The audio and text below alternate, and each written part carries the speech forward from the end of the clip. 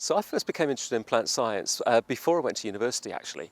So when I went to university, you were supposed to have a good understanding about the British flora.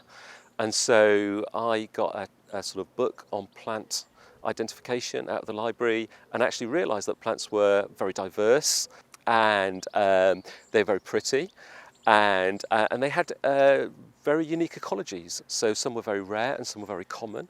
And so I was interested in just trying to understand a little bit more about where plants lived and sort of what made them live where they do. So in Exeter University, where I went to do my degree, I had one particular term where I couldn't find any modules that I liked, actually. And the module I chose as the sort of the least worst option was in fungal ecology. And so I did this module in fungal ecology and I realised that there were really interesting fungi around that interacted with plants. And I particularly found out about this group called mycorrhizal fungi that interact with plants and are really important at shaping plant communities and terrestrial ecology, basically.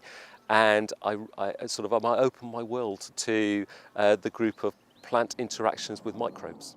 I thought, first of all, that I would do a PhD because I wanted to work in science. I really enjoyed finding out about research papers in my degree and actually realising that you could be a scientist and making discoveries and things that people had never found before.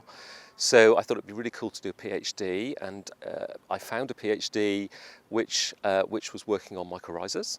And so that gave me the opportunity really to sort of really understand how mycorrhizal fungi interact with the soil and how they contribute to plant nutrition and the sort of mechanisms by which they did that. And I was really taken at working on sort of enzymes at the time.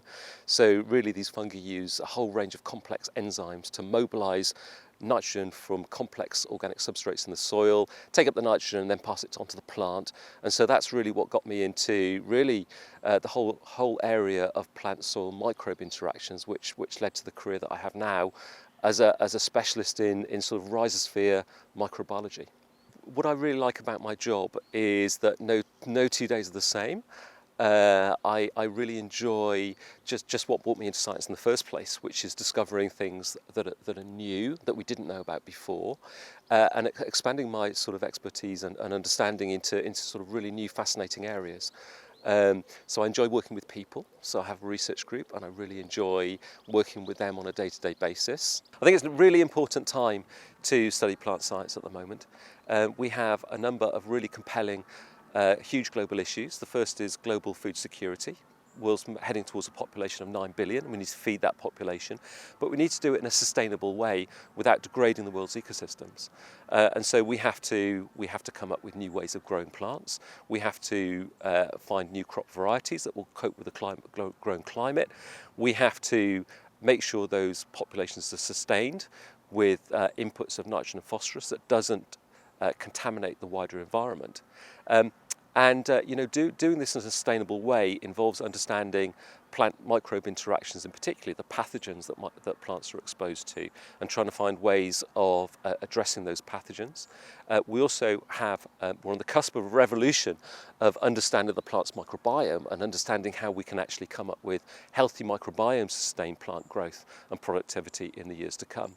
But there's also the challenges of understanding and protecting and preserving, conserving natural biodiversity of plants around the planet as our ecosystems are degraded. And I think that's also a really important reason to come into the plant sciences. I think plant sciences can open the door to many different varied careers, actually. You have careers as a research scientist, and those scientists might be working in universities or research institutes.